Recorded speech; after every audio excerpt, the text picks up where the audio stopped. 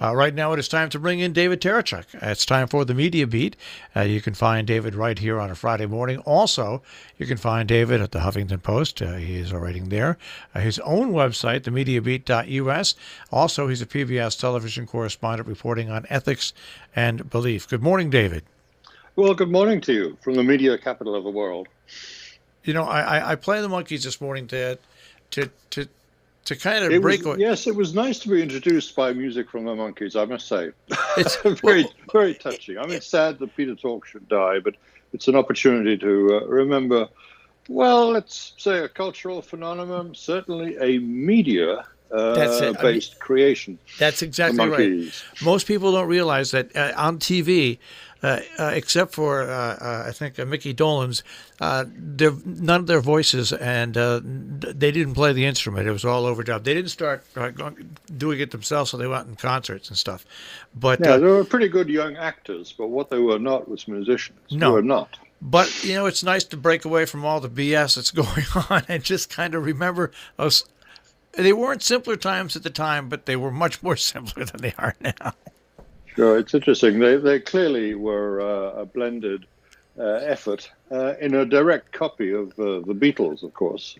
Absolutely. And it's I don't know. It's a statement about the passage of time. There are only two Monkees left, just as there are only two Beatles left.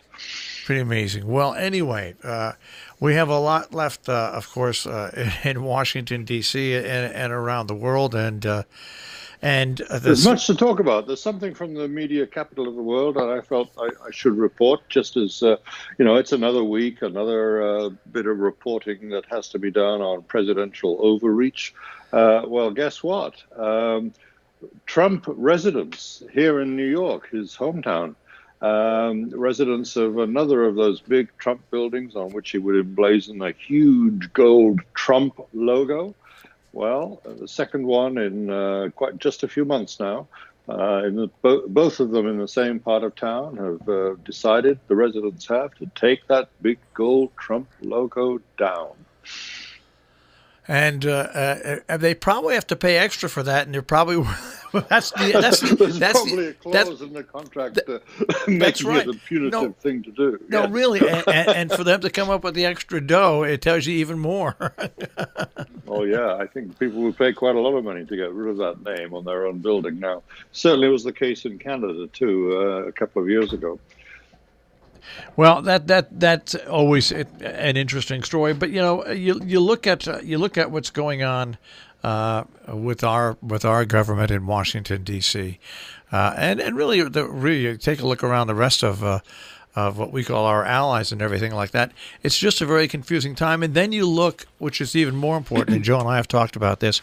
The story's been beaten to death the wrong way, but this story out of Chicago, which affects so many different people, so many different ways, and because people are so damn gullible, and people are in many ways that's probably true. But if you start a false story, there's a strong likelihood that you'll get some people to believe you. Not that I'm saying that it's a false story. This matter is still it's still out there in the criminal justice process. But yes, a star member of the Empire TV series were initially reported being attacked with homophobic and racist insults and physical action, and now that story is transmogrified into him being accused of faking the whole thing, and it's sad and creepy and horrible.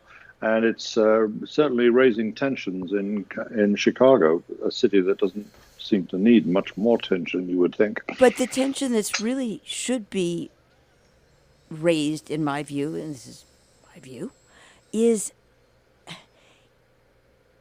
unless people start building in some time and patience and sense into their reporting, you can pretty much just throw the whole thing out. But I can't. The chance of such terrible sort of messes occurring will certainly be lessened. If reporters and publishers, editors in between, would just take that extra pause to check things out a bit more before publishing, then of course we would be saved an awful lot of heartache. But as we've talked about on this spot many times, no one seems interested in building in a pause anymore. It's all rush, rush, rush. And in the immortal words of that genius of online communication, Mark Zuckerberg, a useful motto for their approach to life is to move fast and break things. Well, you mean the digital gangsters? Yes, exactly. Well, just move fast, and inevitably you will break things if you're moving too fast to check out the nature of the information that you're conveying. Well, there's that. See, that's what I was going to say. I'm not going to totally blame this on the media because the police released the information after, of course, it broke, and then, of course, it broke on the internet, and the internet goes wild. And unfortunately, a lot of news outlets now, because they don't have beat reporters, get stories off of the internet. And then one thing led to another, and this became one of those things that just snowballed down the hill, David. And you know what the snowball or has? Up the hill. I like you. No, it's come down the hill, and it's still. still. What I mean is, I'm talking about politically. Like, why would any politician weigh in? Go on. But it's crushing people as it still goes, and the story, as you said, David, is not over. That's the incredibly frustrating thing about this. Well, the incredibly frustrating thing, just from a legal and you'll forgive me, cynical standpoint, is, as with so many other things, you have to wait for. It's like watching an arsonist running around setting fires. All right, you have to wait for the thing to burn out so that people can use the existing structure to make an arrangement, make a deal. But it's just what happens is the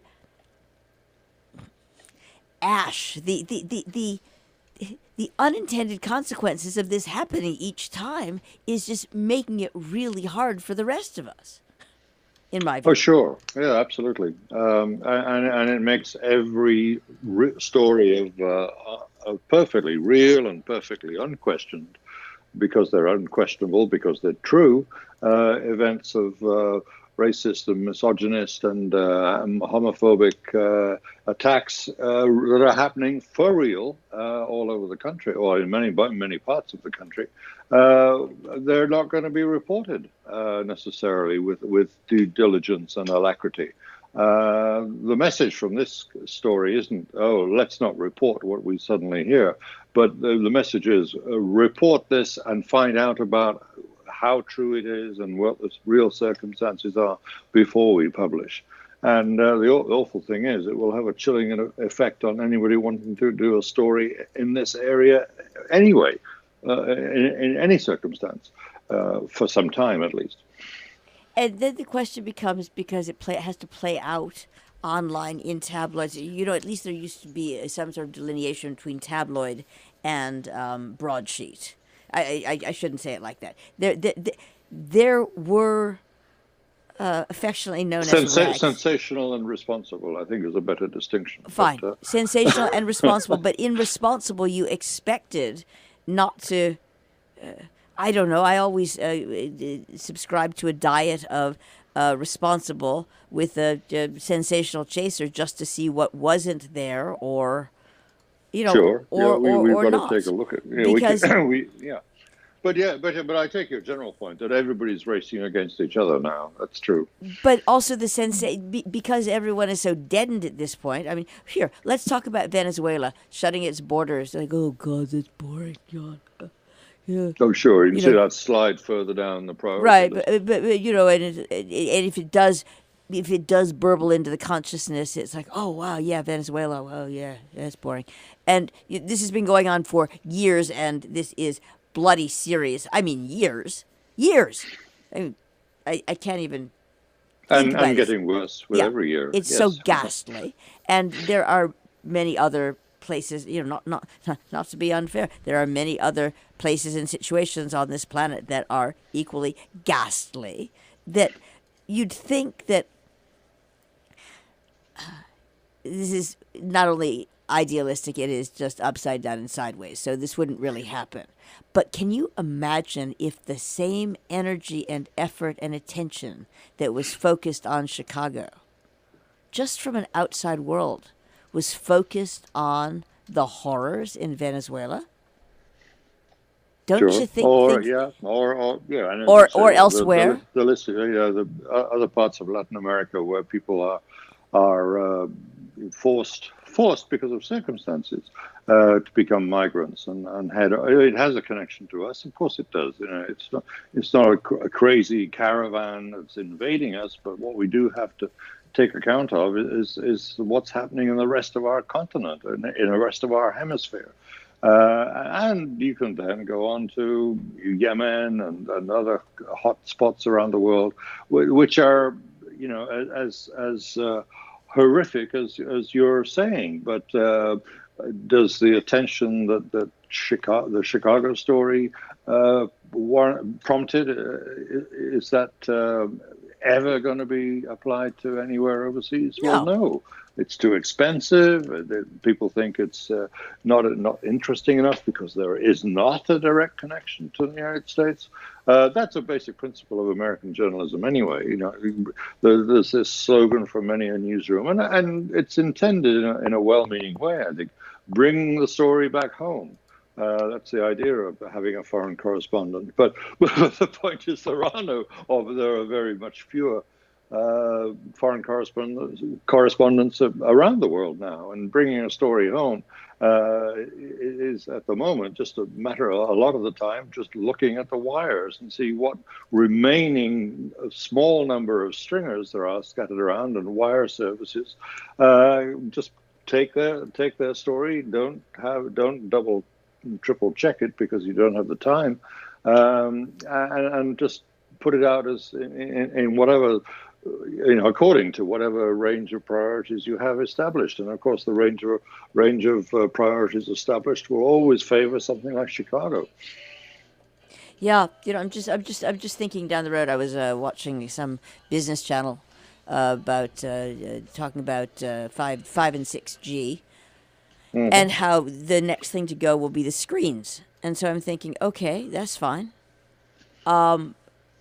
We are going to have a generation that is absolutely, unless they are trained and unless people get on it, absolutely incapable of figuring out, pretty much unless they go to law school and see a piece of paper, incapable of discerning what information, the quality of the information. What might be true and what might be fishy. Yeah. Yes, the instinct for the fishy is what's dying in this whole process. The instantaneous reaction of OMG. Yeah. Kind of sums it up. That's worth publishing, it seems, in this new consciousness. OMG is, just an exclamation of shock and horror, or whatever it is somehow elevated to a form of communication now. Not the reaction, interesting, let's get to the bottom of this. That's the principle that I would like to see journalism still follow, but I may be baying at the moon now. Right, but the thing is, you could bay away, but there's a certain responsibility somewhere, and it may be that this particular, when you realize the landfill is already glowing in the dark, perhaps it's time to move on to when I say move on, it's almost as though you've got to recreate. If you've got a brain and some social consciousness left, you've got to recreate. You've got to create something that lets people, and that doesn't just that doesn't mean standing there brooding that your information is better than the other guy's information. Sure, no, there's no need to brood about it. There's calls for action, of course, and it's interesting to see the pendulum swinging to some degree, and what are rather self-embarrassedly labeled long reads are now becoming a lot more popular amongst internet browsers. Because people are realizing. I remember somebody telling me short reads don't give you very much. Somebody telling me 2 years ago that we needed to modify our site so that people could pick their own headlines. They are so lucky. They're so lucky that they escaped with their limbs intact. It's just. Oh really? Oh yes. People like to. I only like the. And by the way, that reminds me of those ads because the skepticism, the fishiness that is part and parcel of any investigation of any story. I think it's astonishing how many people read books and watch shows and whatnot that involve a fair amount of critical thinking. You know, the scripts include having to figure this stuff out, and yet that same thing is not transposed. Not applied to real life. But what's being reported to us as real life. Yes. And I've always, I've never thought. I've always loved doing crosswords. I've never attempted to construct one, and I've always loved those very things that I was referring to. But I'm always looking at the way that they're created to see if I can crack it along the way. Sure, and that mental agility that reading as a whole and serious reading encourages and indeed replicates itself constantly. If you exercise a muscle, it will get stronger. But if you only do that when you're reading mystery novels, if you even do that, and you don't apply those same skeptical, as you call them, tools to looking at what purports to be news coming at you online, then you're being dangerously inconsistent for your own mental health and your own capacity to operate as a citizen in the world, I think. But when you look at, I'm going to just move this conversation a little bit different direction. When you look at what the media offers, right now, to me, there's a couple of big stories. One, and the media are not covering this nearly enough, and that is what is going on in the Catholic Church. I mean, what is going on with the Pope and what is going on with the Catholic Church in regard to all these child molestation things. This is groundbreaking news. This is really unbelievable news that affects anybody who is a member of the Catholic faith. And that's a huge story also.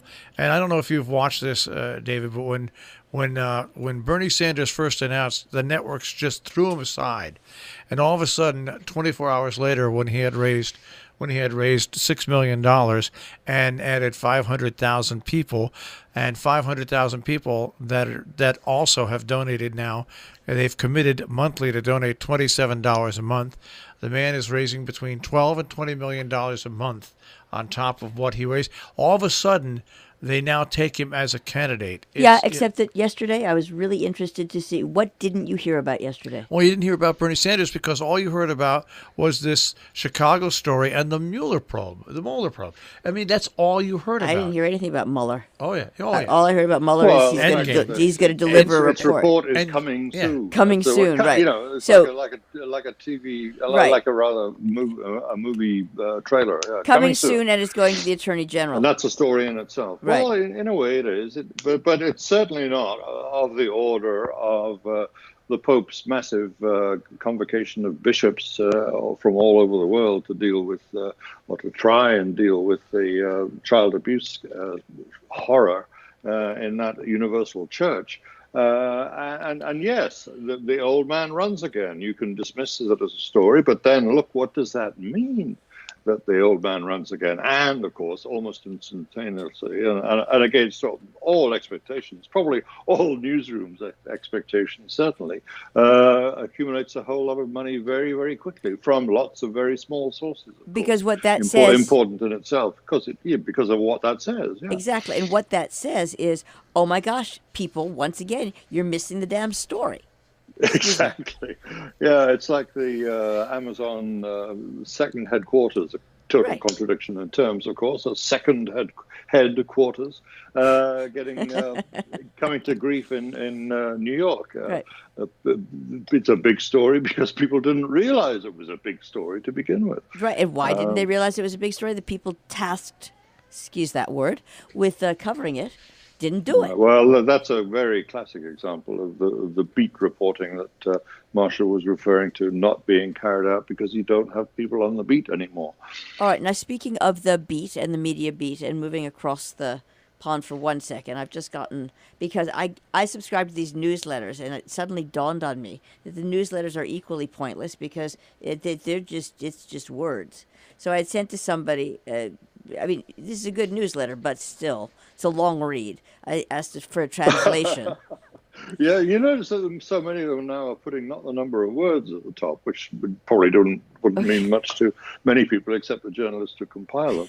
But but they say this is a 6-minute read. I know. Well, that's before you even start. They do that on. I don't know if it's meant to entice you or put you off. No, they do it on Facebook because people. And it's an old adage in radio. When we used to submit air checks for jobs, we were told no matter what you do, keep them 3.5 minutes short because a programmer's attention span is no longer than really 3 minutes. And unfortunately, this is what Joe points to in today's age where people go to Twitter and to Facebook, the actual time they will spend looking at a story is, I would probably consider for most people, 35 to 40 seconds. It's you know, I cannot wait at that much. Yeah. I can't wait to crack open people's heads and look at their brains because I swear all of the well, no, later on as a scientist, a paleontologist or something, but because I swear all of the you know what a brain looks like. I swear it's just going to look like a shower cap with nubs on it. I swear there's not going to be any. Anyhow, but what I wanted to say is, what I wanted to get your read on going back to this little debacle called Brexit. And again, you have no idea. Vast story. Yeah. It is so vast, and once again, you have no idea what people are actually thinking about it because you've got, some reporting. Well, they hate it, and well, they like it, and that tells a lot about the individuals. But what this person wrote to me is just what will happen on the 27th, that's next Wednesday, is still unclear. But there seems to be a growing consensus that matters will come to a head. May will not be able to kick the can yet further down the road as MPs realize it's decision time. I cannot see her getting any meaningful concession. March 29th has been in the calendar a long time. But it's February. The ultimate deadline. Right. Yes. Uh-huh. And the 27th is some sort of something. But, again. That's when the deal's meant to be brought back from Europe. And again, once again, considered by the British Parliament. Yes, but my view is, my point is that once again, it would be helpful if somebody other than you or my friend knew that. Or this newsletter.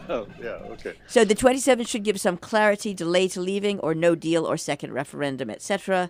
Anyone who says they know what will transpire next week is lying. Well, yeah, absolutely. It's one of those stories that I think everybody has just become gradually and repeatedly aware is incapable of predictive analysis. It's perfectly possible that Prime Minister May be able to kick the can down the road a bit. Britain is now trying to ask the European Union for another 3 months to sort things out. Well, if I was, if I was the European Union, I'd say, well, come on, you've had 2 years and quite a bit ahead of that time to figure this out, and every effort to figure it out is just ending up in more and more political mayhem.